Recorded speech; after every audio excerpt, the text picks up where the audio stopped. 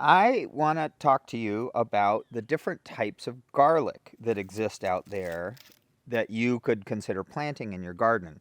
Here at Siskiyou Seeds, we offer varieties in pretty much every category. I don't have all of them here, but I will give mention to all the various categories of garlic. Broadly speaking, but we start as we do in permaculture when we go from patterns to details. So, garlic is in the lily family, which is known as the Amaryllidaceae. So I have an onion here just to show the similarities of how they grow. And what a lot of people don't know is that every layer of an onion is a leaf. So if you take this down and peel it back, you can see that becomes one layer of the onion. And one thing onions don't do, modern onions, is divide into cloves. And garlic, much like that, each leaf, you can see here, was a leaf growing, is one bulb wrapper. And if I keep going, I'd get down to the bottom of it all. And so, starting like that, and so garlic, being a lily, is best planted in the fall, which, if you can think, daffodils are also members of the lily family, and things like tulip, and that's why we plant bulbs in the fall. So here in Oregon, we plant garlic in October typically. If you're in a really cold climate, you may want to consider waiting until spring if you're in the Northeast or something like that, or up in North Dakota. So then we get down a little bit further. There are two main categories of garlic, and one is called hardnecks, called because it has a stiff central stalk where scapes grow. And the scapes are a false flower stalk, so this was some that were broken off a long time ago, and it would have been attached right there. We break them off on the hardneck types because it helps direct the energy into the bulb. We're more interested in the bulb than having these false flower stalks. I have one here that if you allow them to mature, these ones have been sitting in our walk-in cooler, they turn into all these little bulbules, and you can see how they're kind of rice grain sized, like pieces of garlic. So if I squish it, you can see they're the same consistency as garlic. They're oily and moist. And if you were to plant these, you would eventually get garlic, but it might take like 2 years. So at first they'd be like a scallion because they're small, and then they'll grow up. So that central stalk, it doesn't really produce true flowers except in a very unusual circumstances. Most of it is just these bulbules. And we do have one variety here, Anaris, that it was grown from true seed by my friend over at Garlicana, Avram. And he actually hand pollinated and then got to where it was like black seeds that looked like onions, and then grew them up from that to bulbules and then beyond. The soft neck types, they don't have that hard central stalk, and so you can braid them. This is just a little braid I threw together with some artichoke types. They tend to last longer. The hardnecks are easier to peel and oftentimes more flavorful, but they don't store as long. And part of the reason they don't store as long is because when we cut garlic, so I'm going to go ahead and cut this one, and there you can see that central stem in there where the softnecks don't have that. There are, pathogens, whether it's penicillin molds or there's a few species of pests that are mites that will crawl down in there and impair your storage quality. So because you can see if you go right down through the stem, that's you're into where the cloves are, and even though the cloves have their own wrapper, if you get something down in there, it won't keep as long. Whereas these soft neck types, I'll go ahead and just cut one off so you can see. So for one, they close up a little tighter than the hardnecks do. And if you leave the tops on long, that means whatever pathogen or pest has to go down a much longer path to get into the bulb. So for us, our hardnecks usually last until February, March, sometimes April, whereas our softnecks will go all the way into May before they either dry out or they begin to regrow. and you could actually replant them if you wanted to, but come spring, you're not going to get very good big garlic. So here's another good, kind of cross section showing that inner central stalk. And then down here is what's called the basal plate. So you can see each one of those spots, I'll break off a clove, is where the clove attaches. And then when you replant them, that's where the roots will grow. And then it'll grow a sprout up through the top, and it'll look much like a green onion or something like that. So all that's coming from the basal plate. That's the most important part. And same with an onion. If I replant this onion, which we will do, this is a Siskiyou sweet. It's a Walla Walla sweet type. So I just pulled them, and then we'll cure them and we'll replant them. But everything happens from what's called the basal plate. Not basil like the herb, but basal, base. You can think of the Latin root in there. And then it'll grow up through the center like a scallion kind of thing. This will all dry down. And then it'll flower and make seed. So these scapes, if you're not familiar with it, you can see I'm wearing my scape shirt. We break off typically around May, and then you can eat them, or you can make a pesto with them. Grilled, they're quite nice. So I just wanted to cover some of the basics of hardneck versus softneck. And I usually advise people to grow both. The hardnecks are a lot harder to find. If you go in the supermarket, even a natural food store, a food co-op, is pretty much only going to have softneck varieties because they produce, they're easier to grow, and they tend to have more cloves per bulb than the hardnecks. So they're more work to peel, but easier to grow. And they store longer. So each variety and type has its advantages. I have almost never seen hardneck garlic in the store because it's more difficult to grow. Most people don't even know the difference. But usually once people try growing hardneck garlic, they're hooked because it's way easier to peel and can be stronger flavored. So we'll get into the types. And unfortunately, I don't have all of them here because we didn't grow them all this year. But we will later. Through Siskiyou Seeds, we produce about 3/4 of the garlic we sell, and we work with some local family farmers to produce some other varieties. So soon we'll have some of those. So our first one here is called Siskiyou Purple, and this is a soft neck. Purple, obviously, for these outer leaves that are wrappers that are real purple. And these tend to produce about 8 to 12 cloves per bulb. I'll go ahead and open this up so you can see. It's variable. It's like anything in nature. They're not all going to... but we've been selecting for this one to have large cloves.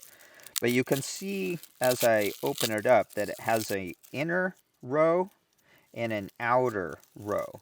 So I'll just count this one just so see how spot I am on. 1, 2, 3, 4, 5, 6, 7, 8, 9, 10, 11. So yeah, I was right in there.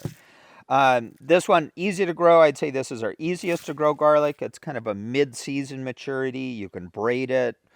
Pretty flavorful, not as spicy as some of the hardnecks. There's another type of softneck that's commonly grown called silver skin. And we have a few varieties that we've offered of that over the years.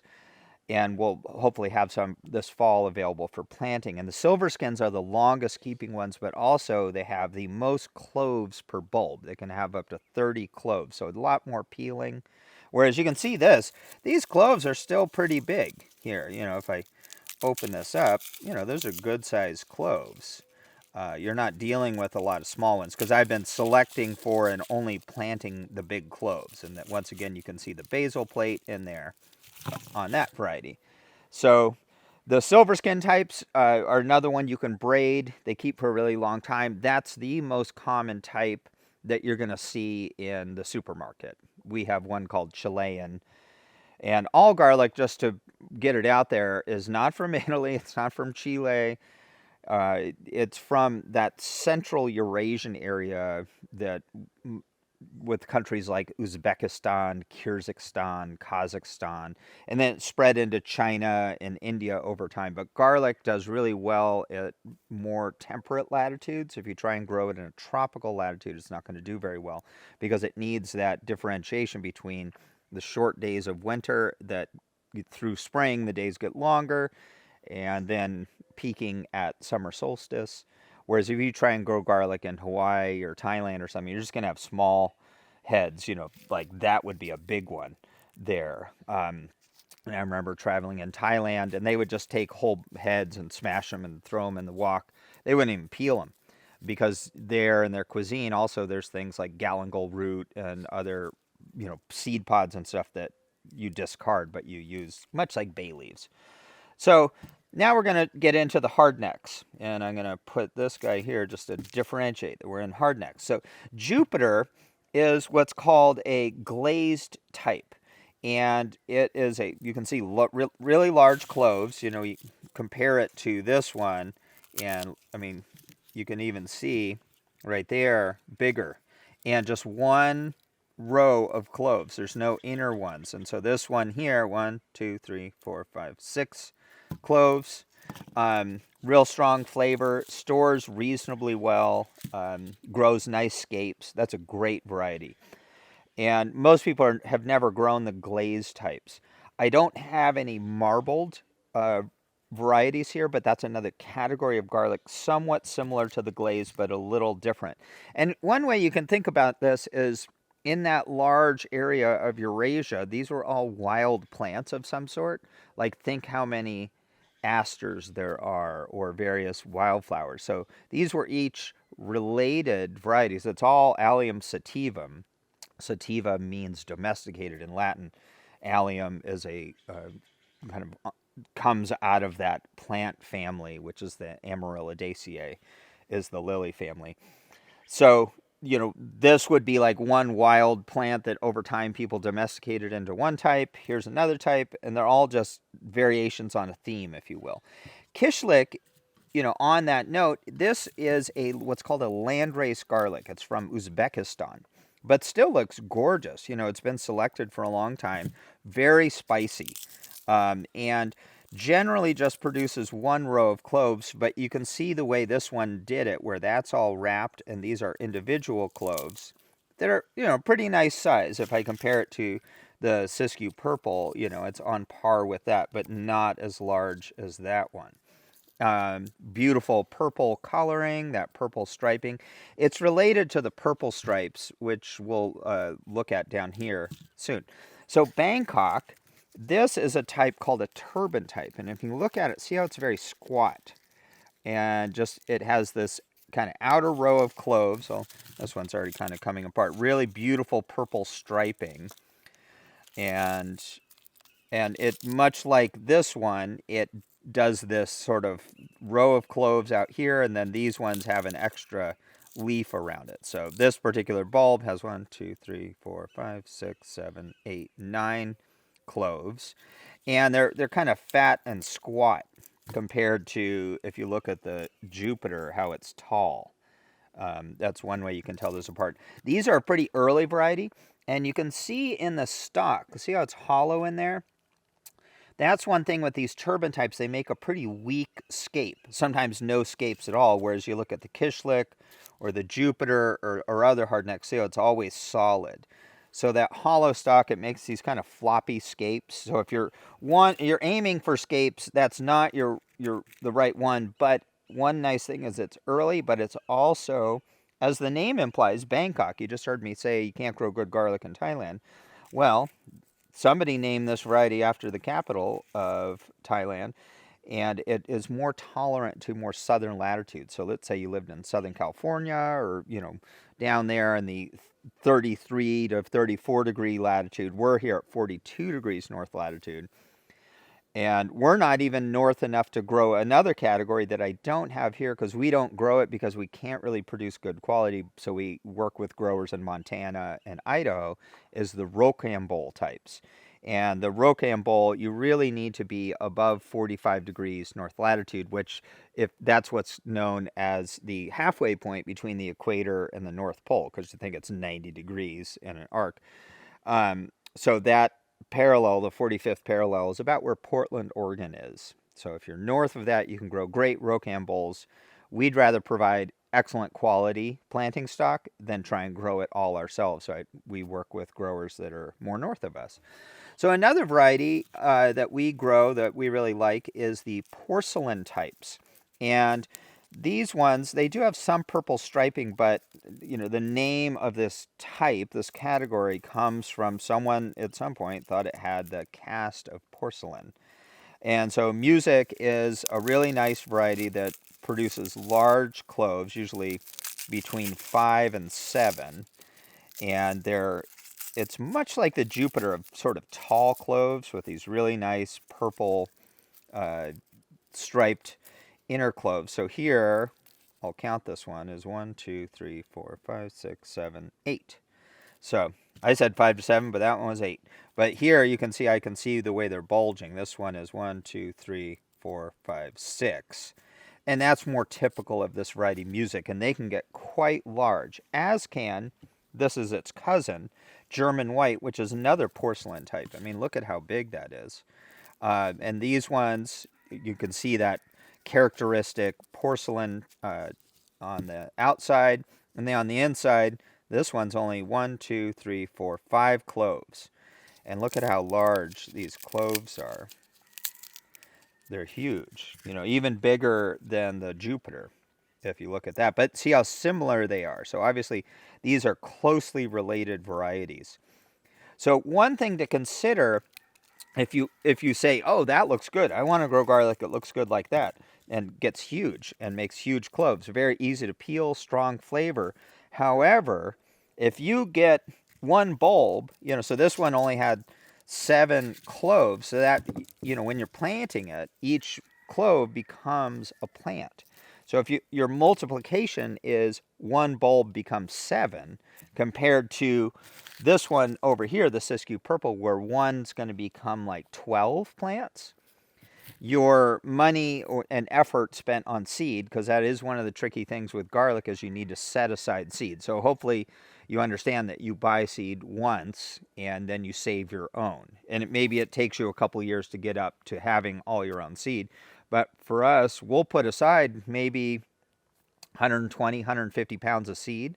And then our multiplication on this is going to be 5 to 7.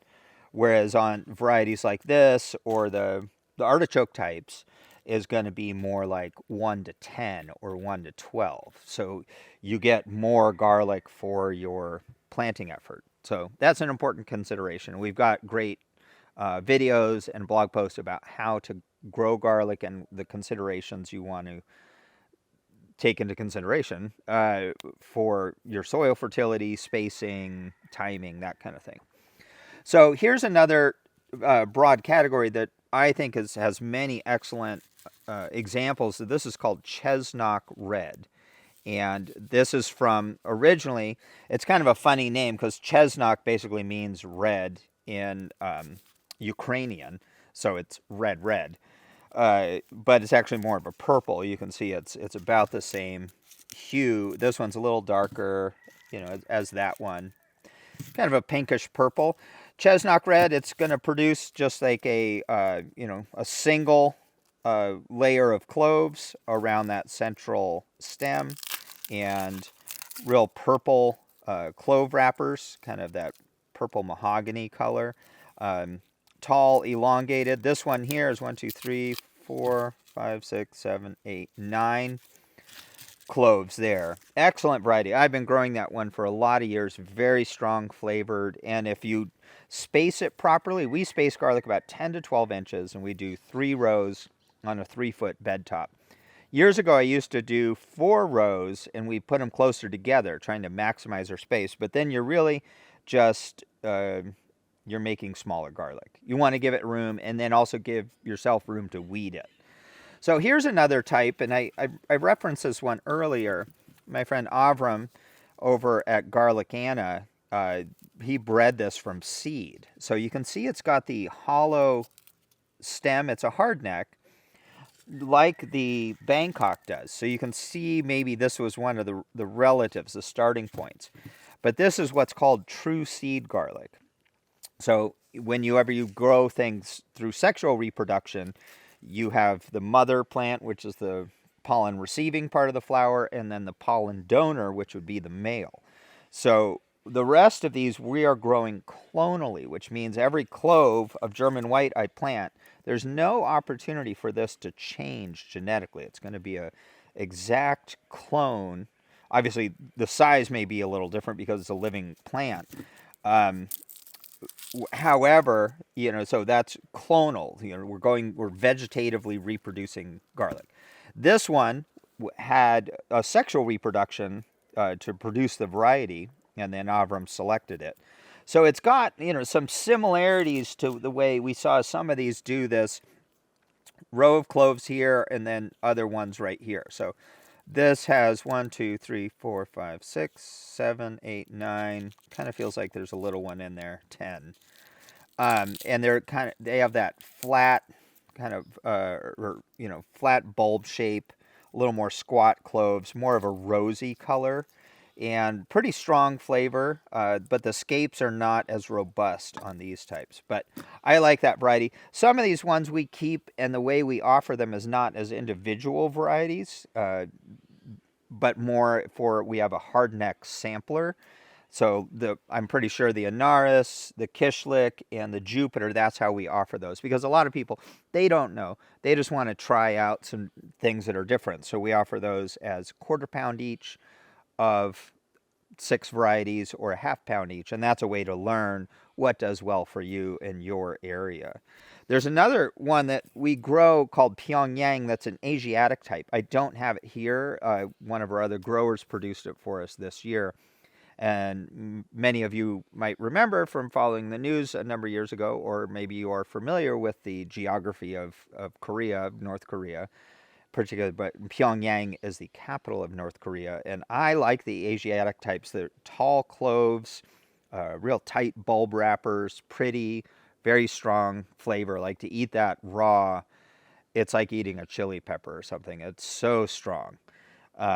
So that's another type, like purple stripe or porcelain is the Asiatic types.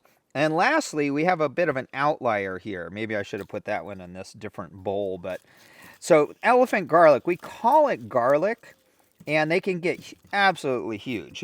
We were talking about the German white being large cloves, and the elephant garlic dwarfs it. And it has, instead of the purple, you can see this color.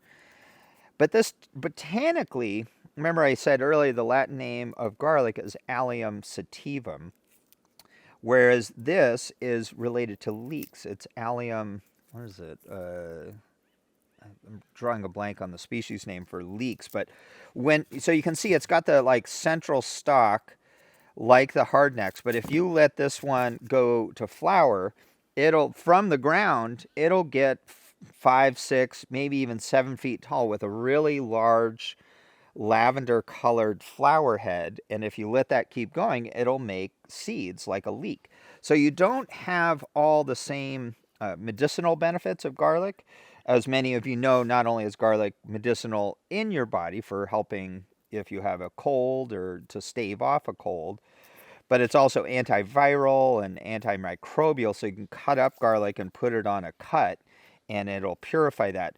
Elephant garlic won't do that, but for roasting, I think this is where these shine, is roasting in the oven, or maybe you've got, an outside grill kind of thing, and putting these guys on there for roasted garlic, because look at how big that is.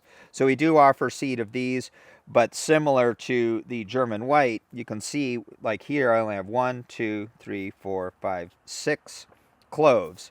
And that one right there, that's like a half pound. So you're not getting very far. So for a lot of varieties, one thing some of you may want to consider is growing up your planting stock over time. Start with a little bit. And that's how I've done it over the years. We have about 24 varieties that cycle through what we grow. Is I'll start with a pound or two, because garlic planting stock can be pretty expensive.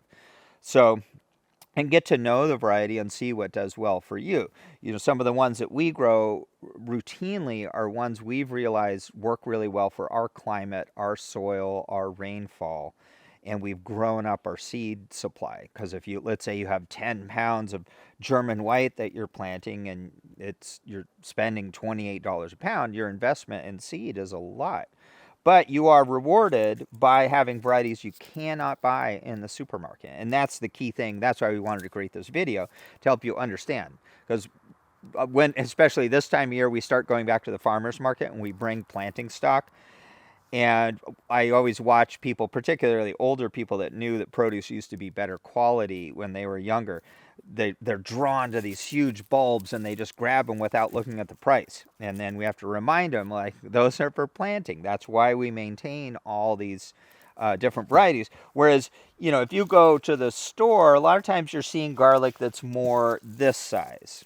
And most of us have seen that, unless it's like chemically produced and you don't want that stuff in your body anyway. I don't think you do. And so that it takes a lot of time to curate. And that's a lot of the work we do here at Siskiyou Seeds, is we're stewarding and curating a living library of botanical diversity. And agrobiodiversity has always been a hallmark of thriving civilizations. And we look at the cultures, if we travel, where people want to go. And some of it could even be here in the United States proper, but like the desert Southwest and the chilies and the corn and the pozole and, you know, the various dishes that people eat there, or go to the Southeast and the Creole cooking and all of those dishes, or think of rich cultures like Thailand or India or Italy. And one thing that all those places have in common is they value agrobiodiversity, and that's garlic is just one part of that, is having, you know, many ingredients to work with to make incredible meals. And if you're interested in doing that, you know, if that's something that really speaks to you, and that's why I like having different garlics. And then I'm in the kitchen and I'm like, ooh, today I want to try kishlet because I want to make something that's really spicy, or maybe I want a little milder. I don't want it to be as upfront, because the reality is, if you make a pesto with this, it will be on the edge of too hot for a lot of folks. And that's another thing that, as you grow more varieties of garlic, you learn, is it's like a dial. You can kind of dial in what is your taste preferences. Or maybe you want the super mild. You want garlic flavor, but you don't want that punch of the spice. And elephant garlic would be for you. And likewise, this Bangkok is, I forgot to mention earlier, a much more mellow flavored. So all the turban types tend to be more mellow in their flavor. And the more wild you go, like the kishlik, and we have another one called Zemo Mistara from Uzbekistan. If you just eat one clove of that one, most people will regret it. It'll be so spicy. Whereas I can eat a clove of the Siskiyou purple just fine, and it's a little spicy. So hopefully you learned something about garlic today, and you're going to grow more varieties. And check out our other videos that help you understand soil prep, how to plant, how to harvest, and how to cure your garlic. And I will close with, there's a great quote from the late, great Anthony Bourdain, who said that we would still have food without onions and garlic, but we would not have cuisine. And I always think, when I start cooking, I maybe don't even know what I'm going to make, but I heat up a pan, put some olive oil in there, chop up some onions and garlic and salt, and that is the foundation upon many great meals of what they're made from. So get started on that, and thanks for tuning in with us, and share this video with anyone who you think would benefit from learning more about garlic agrobiodiversity. Thanks.